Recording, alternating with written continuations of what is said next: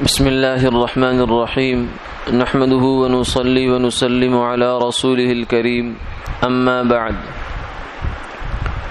عن أبي هريرة رضي الله تعالى عنه قال قال رسول الله صلى الله عليه وسلم إذا رأيتم العبد يعطى زهدا في الدنيا وقلة منطق فاقتربوا منه فإنه يلقى الحكمة أو كما قال عليه الصلاة والسلام۔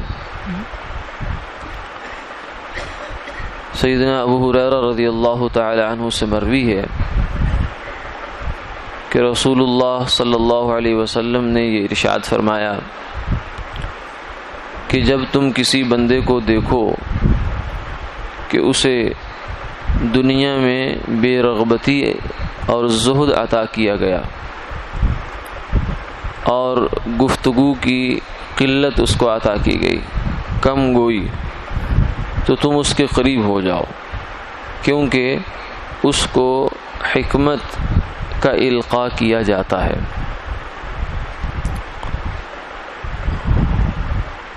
اس حدیث مبارکہ میں کئی چیزیں قابل توجہ ہیں۔ ایک تو یہ ہے کہ جس شخص کو فرمایا کہ زہد فی الدنیا مل جائے، زہد فی الدنیا کیا ہے؟ زہد فی الدنیا کا ادنا رتبہ یہ ہے کہ انسان گناہ کر کے مال نہ کمائے، یعنی دنیا کی اس کے دل میں اتنی محبت نہ ہو کہ اس کو حاصل کرنے کے لیے وہ کوئی ناجائز طریقہ اختیار کرے۔ یہ بھی ایک زہد فی الدنیا کا ایک رتبہ اور درجہ ہے۔ اور اس سے آگے پھر کئی درجات ہیں کہ آدمی دنیا سے بس اتنا سا تعلق رکھے، مال سے اور ان چیزوں سے، کہ جتنا اس کے لیے ضروری ہے، جس سے اس کی زندگی بس آسانی سے ضروریات پوری ہو جائیں، اس کے علاوہ زیادہ مال کمانے کی، جمع کرنے کی اس کو حرص اور ہوس نہ ہو۔ اور دوسری چیز یہ ہے قلت منطق، یعنی اس آدمی کی گفتگو مختصر ہو، بہت تھوڑی ہو، کام کی بات کرے، فضول اور لا یعنی ایسی باتیں کہ جن کا دنیا و آخرت میں کہیں فائدہ نہیں ہے وہ نہ کرے۔ تو جس شخص کے اندر، جس مسلمان آدمی کے اندر یعنی باقی فرائض اور زندگی کے جتنی بھی ذمہ داریاں ہیں دینی دنیاوی اعتبار سے وہ بھی ادا کر رہا ہے، لیکن اس میں دو صفتیں یہ اضافی جمع ہو گئی، ایک زہد فی الدنیا اور دوسرا قلت کلام۔ تو فرمایا فاقتربوا منہ، اس شخص کے پاس اس کے قریب ہو جاؤ۔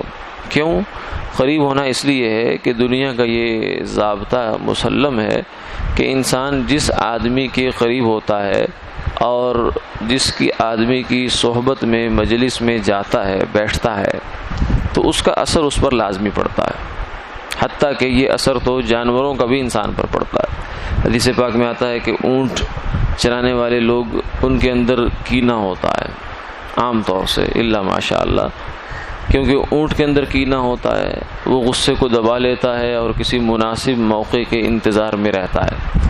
تو جو آدمی اونٹوں کے ساتھ زیادہ رہے گا یہ صفت اس کو پتہ بھی نہیں چلے گا، اس کے اندر آ جائے گی۔ اور فرمایا بکری والے جو ہوتے ہیں ان کے اندر عاجزی ہوتی ہے، بکریاں جو چراتا ہے اس کے اندر مسکنت آ جاتی ہے۔ اسی لیے انبیاء علیہ الصلوۃ والسلام سے اللہ نے بکریاں چروائی ہیں، جتنے بھی نبی ہوئے ہیں سب نے بکریاں چرائی ہیں، حتیٰ کہ سرکار دو عالم صلی اللہ علیہ وسلم نے بھی فرمایا کہ ہاں میں نے بھی چرائی ہیں بچپن میں۔ اہل مکہ کی کچھ بکریاں ہوتی تھی جن کو کچھ پیسوں کے عوض میں، اس وقت کے جو دراہم ہوتے تھے اس کے عوض میں نے چرایا ہے۔ تو بکریوں والوں میں عاجزی آتی ہے، تو یہ ایک ایسا اثر ہے بکری کا جو انسان کے اندر منتقل ہو جاتا ہے۔ تو جب جانور کے اندر اتنی تاثیر ہے کہ اس کا اثر آدمی کے اندر منتقل ہو جاتا ہے، اسے پتہ بھی نہیں چلتا لاشعوری طور پر، تو انسان کا اثر انسان میں کیوں منتقل نہیں ہوگا؟ اس لیے نیک لوگوں کی مجلس، نیک لوگوں کا ماحول اور نیک لوگوں سے تعلق رکھنا، محبت رکھنا اس کو جو ہے وہ بڑی اہمیت دی گئی اس بات میں کہ انسان کی اپنی اصلاح اس سے ہو جاتی ہے۔ تو فرمایا فاقتربوا منہ، ایسے آدمی کے قریب رہو، اس سے قریبی تعلق بناؤ۔ جیسے ہم دنیا میں چاہتے ہیں کہ ہمارا تعلق کسی عہدے دار سے ہو جائے، دنیا دار سے ہو جائے، کیوں؟ اس لیے کہ ہمارے کام آئے گا۔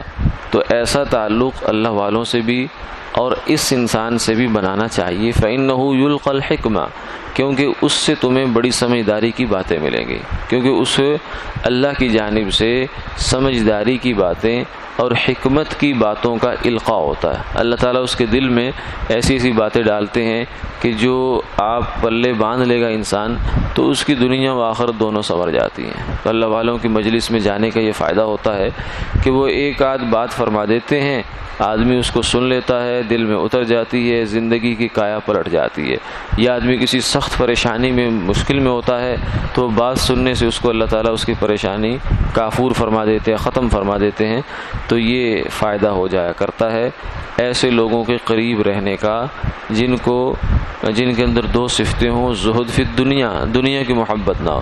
جس شخص میں دنیا کی محبت ہوگی وہ آپ اس کی صحبت میں جائیں گے، آپ کے دل میں بھی یہی آ جائے گی، اور فضول گفتگو سے وہ آدمی بچتا ہو تو ایسا آدمی گویا کہ کبریت احمر ہے، یعنی اس کی قدر کرنی چاہیے، اس کے قریب جانا چاہیے، اس سے فائدہ اٹھانا چاہیے۔ اللہ تعالیٰ عمل کی توفیق عطا فرمائے۔